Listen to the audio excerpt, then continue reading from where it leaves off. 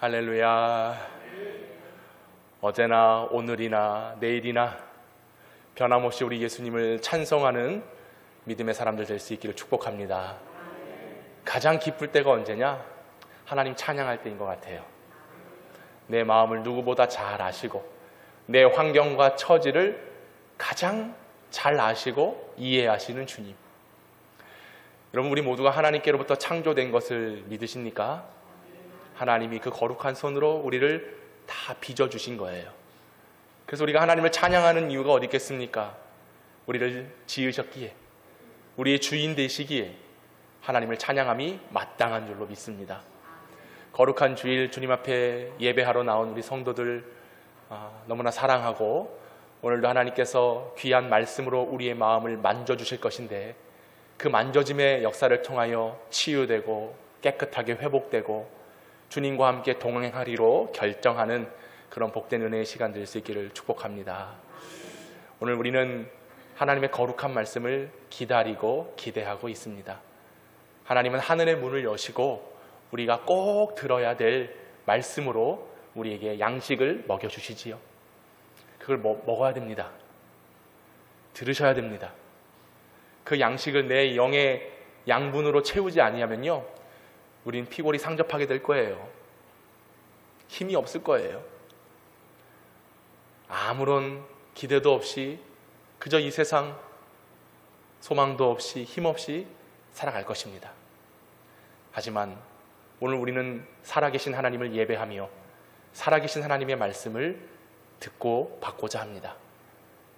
반드시 그 말씀을 들으시고 복된 말씀을 내 영의 양식으로 삼으셔서 강건하여지고 힘있게 믿음의 여정을 달려갈 수 있는 우리 영평의 성도들 꼭 될 수 있기를 바랍니다.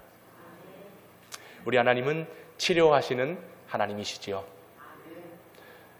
올 새해 들어서 출애굽기 14장과 15장의 내용들을 쭉 살펴보았습니다.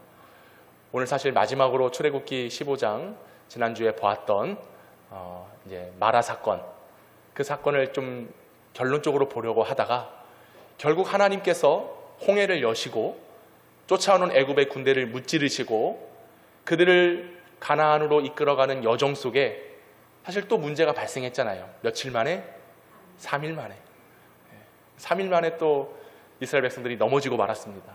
문제는 마실 물이 없었기 때문에 그랬죠. 그리고 하나님께서 그들에게 물을 주십니다. 쓴 물에서 단물로 바뀌어졌지요. 그 물을 마셨을 때에 백성들이 이제 더 이상 목마름은 없다, 이제 살겠다 그랬습니다. 그리고 하나님께서 마라 사건 이후에 하신 일이 있는데, 하나님과 백성 사이에 언약을 맺으십니다. 말씀을 주십니다.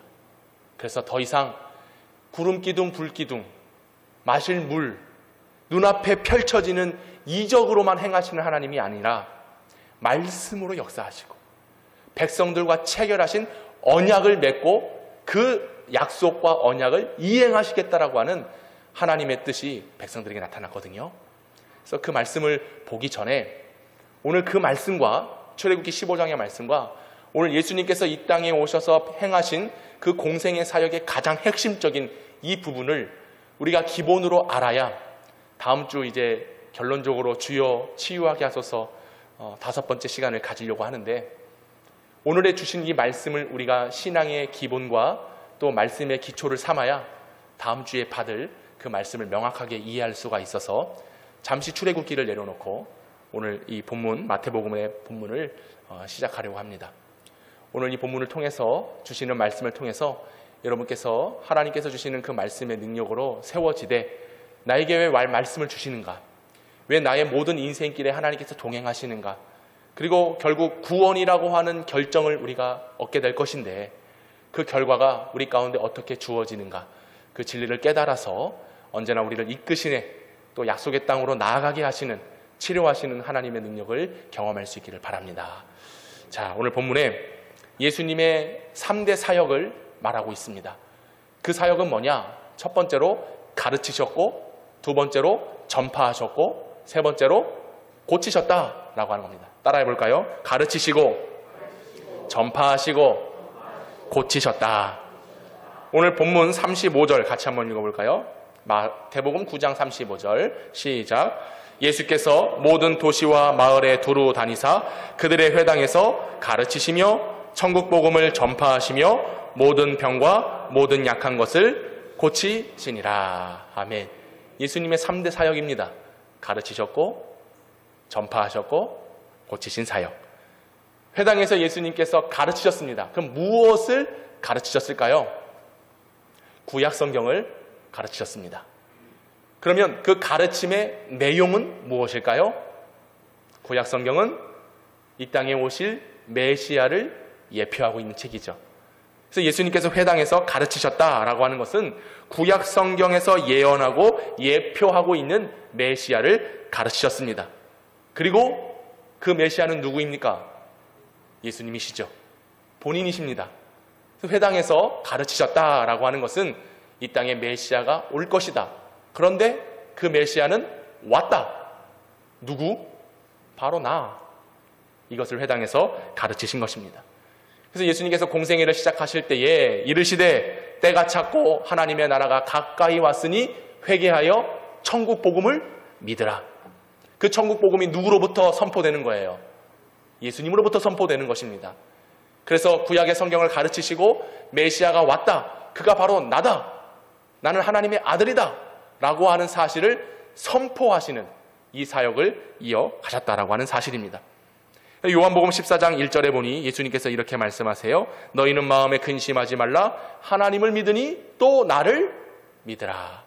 하나님을 믿고 그리고 하나님께서 보내신 구약 성경에서 예고하시고 예표하신 누구를 믿어야 되는 겁니까? 예수 그리스도. 예수 그리스도를 믿으라라고 가르치시고 선포하신 겁니다. 그래서 요한복음 14장 6절에 예수님께서 말씀하시네요. 같이 한번 읽어봅시다. 시작. 예수께서 이르시되 내가 곧 길이요 진리요 생명이니 나로 말미암지 않고는 아버지께로 올 자가 없느니라. 믿으십니까? 예수님께서 길 되세요. 진리 되세요. 생명 되세요. 예수님이 아니고서는 하나님께 나아갈 수 있는 길이 없습니다. 예수님께서 주시는 천국의 진리를 들어야지만 우리가 저 천국에서 구원을 받아 하나님의 자녀된 권세를 누리며 살 수가 있는 것입니다. 예수님을 믿어야지만 죽음과 죄와 사망의 판결을 받은 우리들이 회복과 노임과 자유를 얻어 구원함을 얻어 영원한 생명에 이르게 되는 것이죠. 예수님이 메시아이기 때문에 그 일을 행하십니다. 그래서 예수님은 많은 사역들을 행하실 때에 이 세 가지 사역에 중심을 다해서 가르치시고 선포하시고 고치시는, 오늘 이 세 가지의 말씀을 통해서 우리가 하나님께서 주시는 은혜를 함께 나누고자 하는데요. 먼저 예수님께서 가르치셨다. 헬라어로는 디다스코라고 하는 단어를 썼어요. 한번 헬라어로 해볼까요? 디다스코. 네, 아주 잘하셨네요. 가르치셨다. 디다스코. 그 뜻은 무엇이냐? 어떤 가르침을 받는 자가 그 배움의 가치를 습득하고 인식하고 그 주어진 말씀대로 살아갈 때까지 계속해서 반복적으로 손을 내미는 것을 디다스코, 가르치다라고 하는 것입니다. 우리가 학교에서 가르침을 다 받습니다. 또 우리 학생들은 학원에서도 가르침을 받고요. 그러면 가르침을 받았을 때 그 가르침의 그 내용들을 그냥 듣고 끝나나요? 아니죠. 그 가르침을 되뇌이고 또 복습하고 스스로 자습하고 공부 열심히 해서 시험 딱 치렀을 때에 몇 점 맞아야 돼요? 100점 맞기를 바랍니다. 네, 100점 맞아야 되는 거예요. 그런데 한 번 배워가지고는 안 돼요. 선생님이 끊임없이 가르쳐주는 겁니다. 포기하지 않아요. 놓지 않아요. 손길을 뻗음으로써 너 이거 알아야 돼. 네가 이거 배워야 돼. 네가 이것을 습관적으로라도 체득되고 인식되도록 네가 열심히 공부해야 돼. 바로 그런 의미입니다. 그리고 더 나아가 이 가르침에는 목적이 있어요. 어떤 목적이냐? 그 가르침 바대로 살아가서 그의 삶이 말씀의 열매를 맺어야 하는 것입니다. 그러니까 예수님께서 가르치셨다, 디다스코라고 하는 것은 우리에게 끊임없이 손길을 내미시고 그 손길을 내민 손을 붙잡고 우리가 구원이라고 하는 진리 대신 예수 그리스도라고 하는 주님을 완전히 나의 구주로 모시고 믿음과 신앙의 거룩한 열매들이 맺어져야 되기까지 그 열매가 맺도록 예수님께서 가르치셨다. 디다스코라고 하는 것입니다. 오늘 저와 여러분들이 끊임없이 주님의 가르침을 받아야 되는 것입니다. 그 가르침은 결국 예수의 사랑입니다.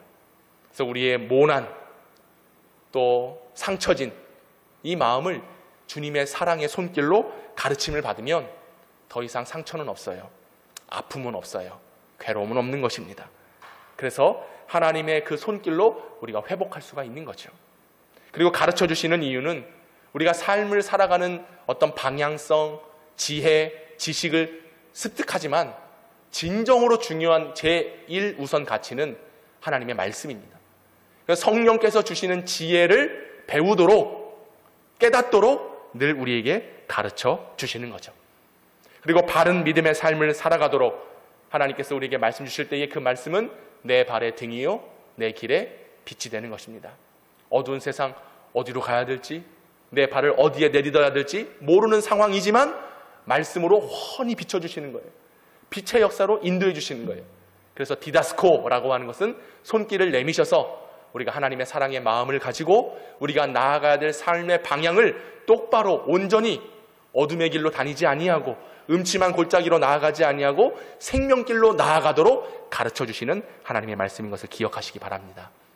그래서 설교하는 목사는 참 편합니다. 쉽습니다. 설교의 내용이 뭐냐? 여러분 기도하십시오. 말씀대로 사십시오. 새벽에 나와 기도하세요. 헌금하세요. 충성하세요. 봉사하세요. 찬양대 하세요. 안내하세요. 사랑하세요. 용서하세요. 이걸 제가 몇 번째 얘기하고 있습니까? 기억도 안 나죠? 근데 설교 들을 때마다 그 내용이죠? 늘 똑같죠? 그래서 편해요. 왜? 똑같은 말 계속 반복적으로 할 수밖에 없어요. 만약 여러분들이 사랑하십시오 해서 정말 사랑해 막 영평교회 막 사랑이 꽃피고 막 우애하고 서로 막 도와주고 그러면 제가 더 이상 사랑하라고 말할 필요가 있을까요? 없을까요? 없어요. 말하지 않아도 잘하는데 굳이 또 말할 필요가 어디 있겠습니까? 근데 제가 쉽다 그랬습니다. 또 반복해서 이 이야기를 할 수밖에 없다 그랬습니다. 왜일까요?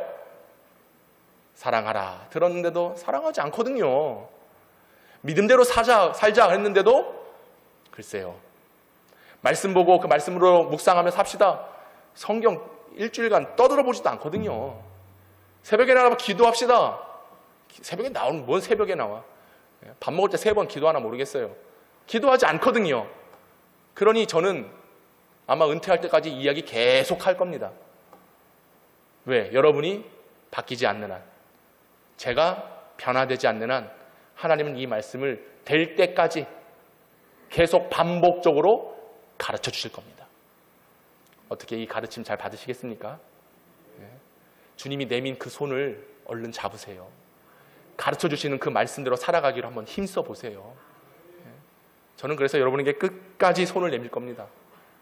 물론 하나님께서 제게도 말씀으로 손을 내미실 것이고 저는 그 말씀 붙잡고 여러분에게 선포하고 선언할 때에 그 가르침 외면하지 마시고 돌이키지 마시고 될 때까지 열매 맺어질 때까지 그 가르침에 힘써서 살아갈 수 있는 성도들 되기를 원합니다. 이게 디다스코입니다. 언제나 우리를 포기하지 않고 놓지 아니하시고 가르치시는 우리 예수님. 자, 두 번째는 예수님께서 전파하셨다라고 되어 있네요. 헬라어로는 이것입니다. 퀘리소라고 하는 단어입니다. 따라해 봅시다. 퀘리소. 예, 잘하셨습니다. 근데 안 한 사람이 한 20명 계신 것 같아요. 오늘 이쪽 동네 왜 이상해? 예? 오늘 가운을 다시 입혀놔야 되나 이쪽으로? 자, 따라해 봅시다. 퀘리소. 네, 잘하셨습니다. 퀘리소. 이 뜻은 사자의 소리입니다. 사자의 소리. 그러니까 동물의 왕 사자가 이 소리가 아니라 어떤 직무와 임무를 맡은 자가 어떤 사실에 대해서 고지하고 정보를 이야기할 때에 큰 소리로 선포하고 선언하다. 이게 바로 퀘리소라고 하는 거예요. 전파하다. 오늘 이 전파하다라고 하는 퀘리소 가장 먼저 사용한 사람이 있습니다. 그 사람이 누구이냐? 마태복음 3장 1절과 2절에 이렇게 되어 있는데 한번 읽어볼까요? 시작. 그때에 세례 요한이 이르러 유대 광야에서 전파하여 말하되 회개하라 천국이 가까이 왔느니라 하였으니. 누가 이 이야기를 가장 먼저 했어요? 세례 요한이 광야에서 전파하여 쾌리소라는 말을 사용했습니다. 세례 요한은 예수님께서 오실 그 길을 준비했던 사람입니다. 6개월 전에 먼저 태어나서 이 땅에 메시아가 오실 것이다. 그러기에 그 메시아가 오실 날을 기다리며 우리는 회개의 세례를 받아야 된다. 광야에서 큰 소리로 진리를 선포하였고 오실 예수님의 그 소식을 많은 사람들에게 알려주었습니다. 그리고 요단강에서 세례를 베풀었지요. 세례 요한이 왜 이렇게 했는가? 이미 구약의 성경은 이 일을 예비하였고 이 일이 일어날 것을 이미 예고하였습니다. 이 전파하다, 쾌리소, 이 말이 어디에 나오는가? 이사야 40장 3절에 이렇게 나옵니다. 같이 한번 읽어볼까요? 시작. 외치는 자의 소리여 이르되 너희는 광야에서 여호와의 길을 예비하라. 사막에서 우리 하나님의 대로를 평탄하게 하라. 외치는 자의 소리요. 광야에서 이 소리를 발할 것이다. 외칠 것이다. 선포할 것이다. 그래서 누가 이 일을 하는 거예요? 세례 요한이 오실 메시아, 우리에게 오실 왕, 유앙겔리온, 우리를 이 세상의 억압에서 건져내실, 우리를 구원하실 왕이 오신다 라고 하는 이 사실과 진리를 큰 소리로 선포하고 선언한 것입니다. 그때에 요한도 이야기했듯이 회개하라 천국이 가까이 왔느니라. 주의 길을 첩경하라, 예비하라, 넓혀라. 오늘 이사야의 말씀도 여호와의 길, 하나님의 대로를 준비하고 평탄해야 된다라고 말하고 있습니다. 이 예언은 사실 이스라엘 백성들이 포로로 끌려간 이후에 하나님의 회복의 약속을 의미하는 것입니다. 포로로 끌려가 고통당하고 괴로워하고 힘들어하고 있는 이 백성들을 여호와의 길로, 하나님의 대로로 그들을 이끌어낼 것이다. 이 소식을 백성들에게 선포하고 선언하고 있는 쾌리소. 그런데 특별히 오늘 이사야 40장에 말하고 있는 이 대로와 길이라고 하는 것은 히브리어로 메실라라고 하는 뜻인데요. 이 길은 우리 일반인들 그리고 보통 사람들은 그 길을 다닐 수가 없습니다. 하나님께서 말씀하고 있듯이 여호와의 길, 하나님의 대로, 그 길은 왕만이 다닐 수가 있는 거예요. 왕의 길입니다. 왕이 행차하실 때 그곳을 지나가는 것이죠. 근데 놀랍게도, 감사하게도 오늘 이사야가 예언하고 있는 이 말씀은 여호와의 길, 하나님의 대로에 누가 설 것이냐? 이 땅에 우리를 구원해 주실 메시아가 그 길에 설 것이다 라는 것을 예표하고 있는 거예요. 그분이 누구십니까? 예수 그리스도십니다. 그 포로된 백성들을 이끌어내실 왕은 예수님이시다. 메시아다. 더 놀라운 건 뭔지 아세요? 그 대로에, 왕만이 걸을 수 있는 그 대로에 예수님이 딱 서 계시고 오늘 저와 여러분, 포로로 잡혀있는 이스라엘 백성들도 나아갈 수 없는 그 길로 나아가게 하신다는 거예요. 이게 주의 은혜인 줄로 믿습니다. 그러면 선포하다, 쾌리소, 이 선포는 설 수 없는 그 자리에 우리가 서는 거예요. 나아갈 수 없는 그 길로 우리가 나아가는 거예요. 누구와 함께? 예수님과 함께, 왕과 함께, 메시아와 함께. 나 혼자는 못 가요. 근데 왕이 그곳에 서 계시면, 메시아가 그 위치에 서 계시면 우리는 그 왕을 바라보며 메시아의 이끌림 속에 그 대로로, 그 길로 나아갈 수 있다라고 하는 사실입니다. 이게 하나님께서 우리에게 선포해 주시는 쾌리소, 선언이에요. 뭘 의미합니까? 세례 요한이 광야에서 쾌리소 선포했어요. 힘들어하고 고생하고 외로워하고 있는 백성들에게 메시아가 올 것이다. 너희들은 이 유대 땅, 함부로 들어설 수 없는 땅, 구원받은 백성들, 택한 민족들만 갈 수 있는 그 땅에 메시아가 오시면 우리 모두를 이끄셔서 왕 되신 주님이 우리를 구원으로 이끌어간다. 이걸 선포하고 있는 말씀입니다. 여러분, 이것이 은혜인 줄로 믿습니다. 주님께서 선포하신 겁니다. 육신이 세상의 포로로 잡혀 있는 거잖아요. 우리의 마음이 사실 어디에 더 집중하고 있어요? 먹고 사는 문제, 생활하는 문제, 인간적인 관계적인 문제, 여기에 사로잡혀가지고 일어나지는 못해요. 한 발짝도 내딛지 못해요. 이런 인생에 주님께서 찾아오셔서 내가 너희를 이끌어 함께 걸어가겠다. 방금 여러분들이 읽으셨어요. 내가 곧 길이요. 믿으십니까? 내가 곧 진리요. 믿으십니까? 내가 곧 생명입니다. 할렐루야. 이 선포가 우리에게 주어졌습니다. 이 선포의 말씀을 믿으시고 길 되시고 진리 되시고 생명 되신 우리 왕, 나의 메시아, 나의 주님과 함께 구원 얻는 그날까지 함께 동행하여 나아갈 수 있기를 바랍니다. 세 번째로, 예수님께서 가르치시고 선포하시고 고치셨다. 이 고치셨다라고 하는 것은 테라피오라고 하는 단어입니다. 따라해 볼까요? 테라피오. 좀 어려우신가요? 테라피오. 네. 여러분, 간혹가다 이런 무슨 병원이라든지 또 무슨 어떤 뭘까요? 뭐 화장품 파는 데라든지 뭐 광고 보시면 테라피라고 하는 말을 들어보셨을 것입니다. 네, 그래서 뭐 화장품을 바른다거나 마사지를 받는다거나 또 뭐 명상을 한다거나 또 어떤 차를 먹는다. 이 테라피, 치료라고 하는 단어입니다. 이 말의 어원이 테라피오라고 하는 단어에서 파생이 된 것인데요. 예수님은 우리를 고치시기 위하여 이 땅에 오셨습니다. 이 부분은 뭐 굳이 길게 설명드리지 않아도 우리의 육체적인 질병뿐만 아니라 상처받고 어그러진 우리의 마음의, 영혼의, 심령까지도 우리 주님은 치료하시는 분이 준 줄로 믿습니다.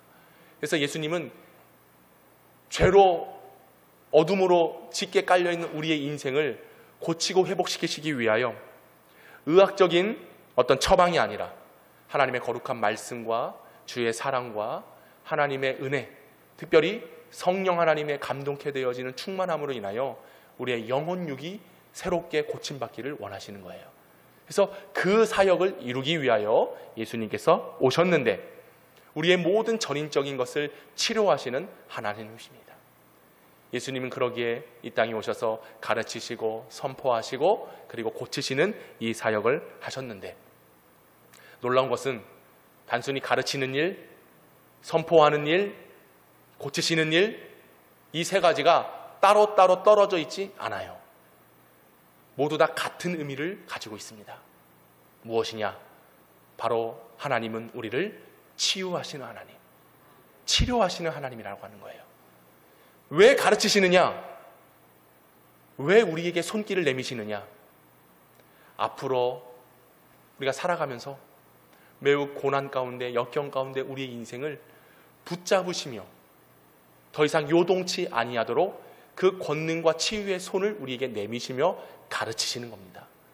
그래서 가르침의 깊은 의미도 우리를 치유하시기 위함이고요. 그리고 선포하심도 죄와 사망의 환경에 놓여있는 우리들을 건지셔서 구원을 주시겠다라고 하는 복된 복음의 선언, 이 선포 퀘리소 역시 우리를 치유하시겠다라고 하는 말씀이고요. 그리고 뭐 말할 것도 없이 고치셨다, 테라피오, 우리를 완전히 깨끗하게 회복시키겠다라고 하는 하나님의 능력이 그 모든 것에 담겨져 있는 것입니다. 결국 예수님은 치료하시기 위하여 이 땅에 오신 거예요. 우리를 고치시기 위하여 오셨다라고 하는 것입니다. 디다스코, 손을 내밀어 만져주시고 감싸주시는 회복의 사역입니다. 퀘리소, 어둠과 고통과 환경에 있는 우리들을 육신의 고통에서 건져내어 주셔서 자유와 회방과 위로와 회복으로 왕의 길을 걷게 하시는 은혜의 사역이 바로 예수님의 사역이었고요. 테라피오, 깨끗하게 고쳐주시는 기적과 능력의 사역을 예수님께서 행하신 줄로 믿습니다. 오늘 이것을 우리가 믿어야 돼요. 그러면 예수님께서 왜 우리에게 가르치시고 선포하시고 고쳐주시는가? 오늘 본문 36절에 이렇게 말씀합니다. 같이 한번 읽어볼까요? 시작. 무리를 보시고 불쌍히 여기시니 이는 그들이 목자 없는 양과 같이 고생하며 기진함이라. 왜 우리가 치유를 필요로 하는지 아시겠죠? 예수님께서 왜 고치시기 위하여 이 땅에 오신지 아시겠죠? 우리가 불쌍해요. 그리고 우리는 목자 없이 살아가는 흩어진 양들입니다. 그러다 보니 어떻습니까? 고생하죠. 기진하죠.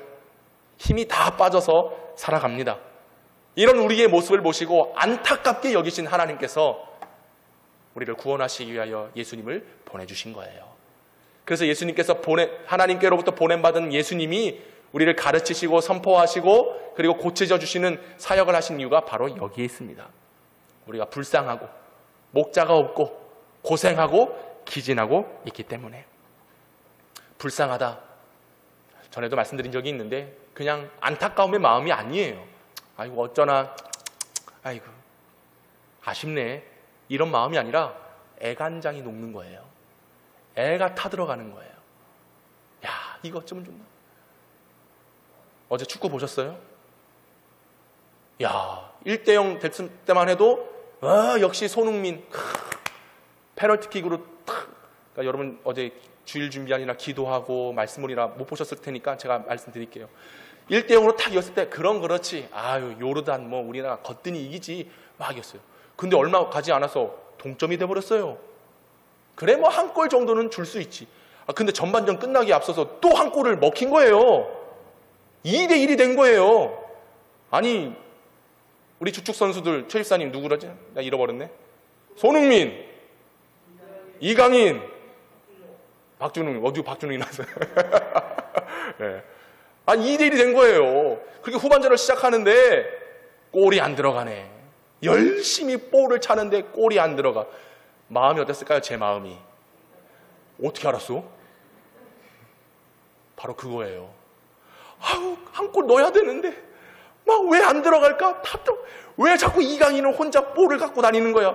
아니 손흥민은 이때 슛을 해야지 왜 안 하는 거야? 막 애가 타는 거예요.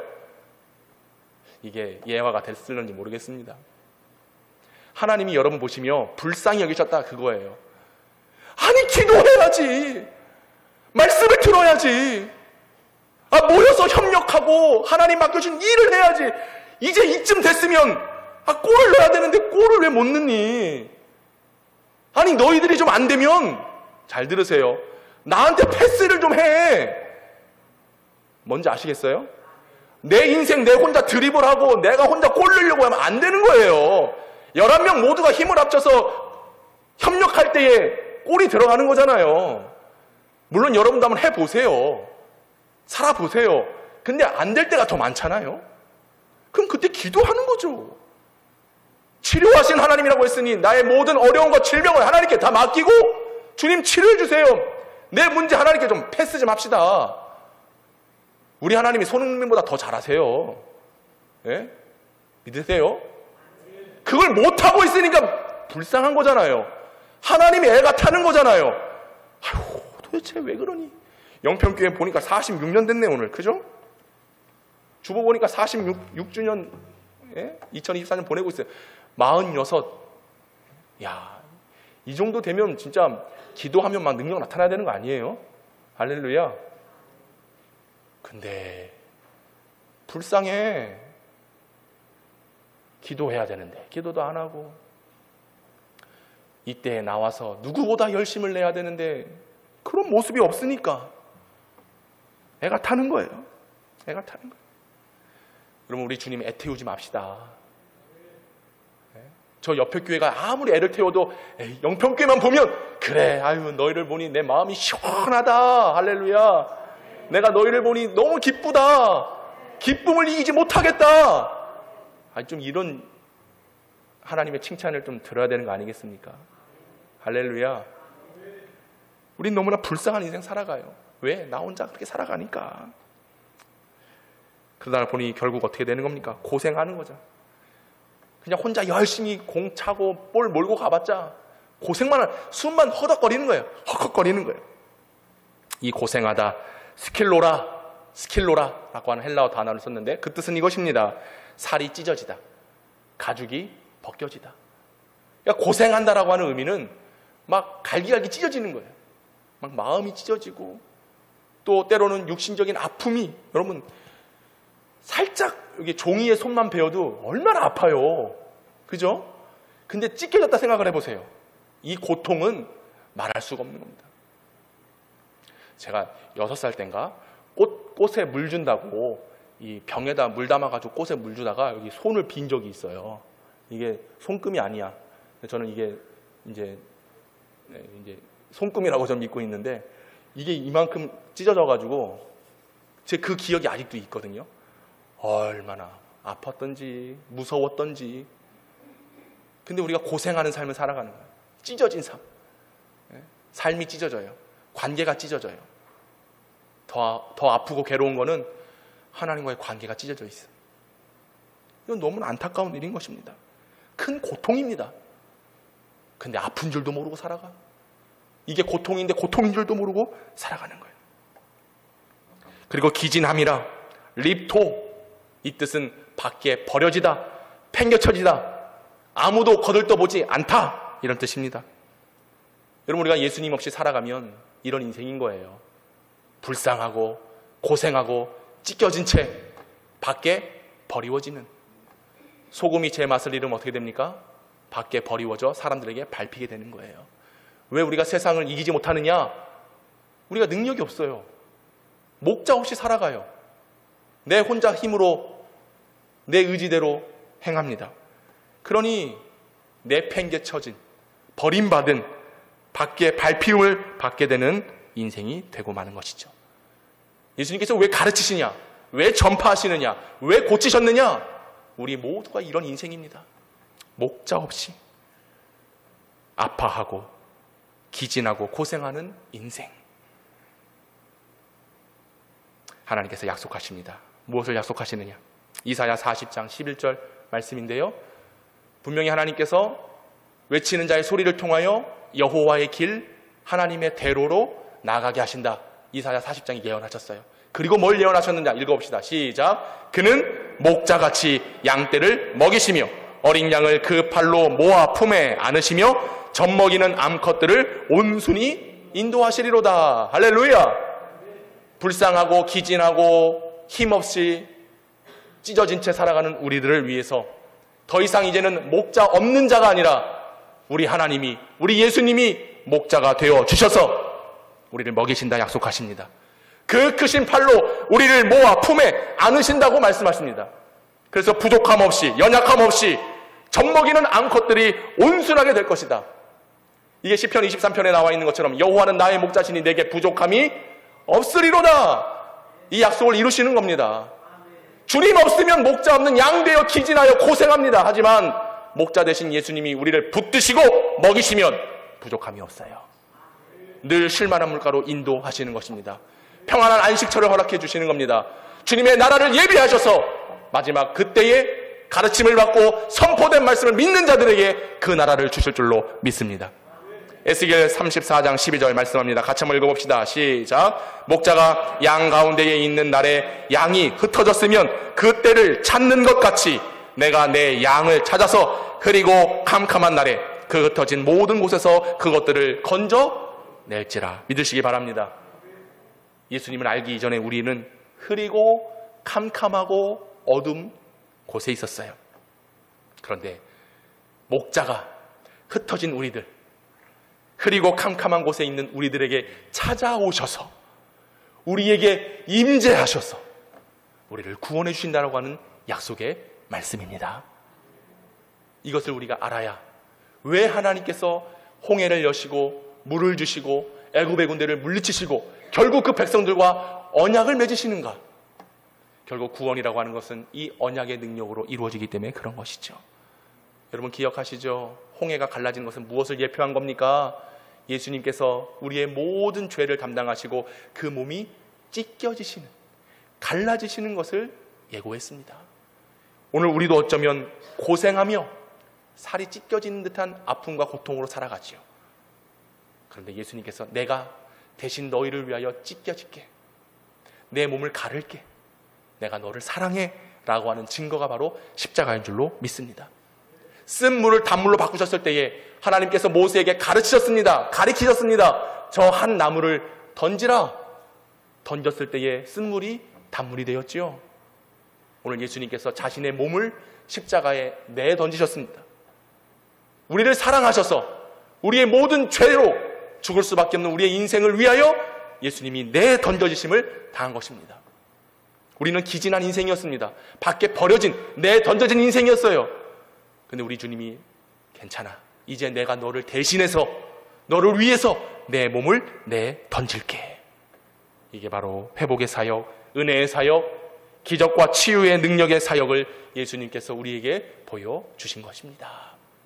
사랑하는 성도 여러분, 우리 주님은 치료의 역사, 가르치시고 전파하시고 고치시는 이 치유의 역사를 통해서 우리를 고치시고 회복시켜 주십니다. 이 말씀으로 여러분들을 초대합니다. 목자 되신 그 주님을 따라 주님의 음성을 듣고 주와 함께 그 가르침 받은 바, 또 주시는 선포, 고쳐주시는 그 은혜의 손길을 거부하지 마시고 온전히 받아들임으로써 우리가 구원받는 믿음의 여정 승리하며 살아갈 수 있기를 축복합니다. 그래서 하나님은 오늘도 우리와 약속의 말씀으로 이끌어 가시고 그 약속의 말씀은 반드시 성취되어 우리에게 구원을 주신다라고 하는 이 놀라운 은혜의 치유의 역사가 우리 모두에게 펼쳐질 수 있기를 우리 주 예수님의 이름으로 축원합니다. 축원합니다.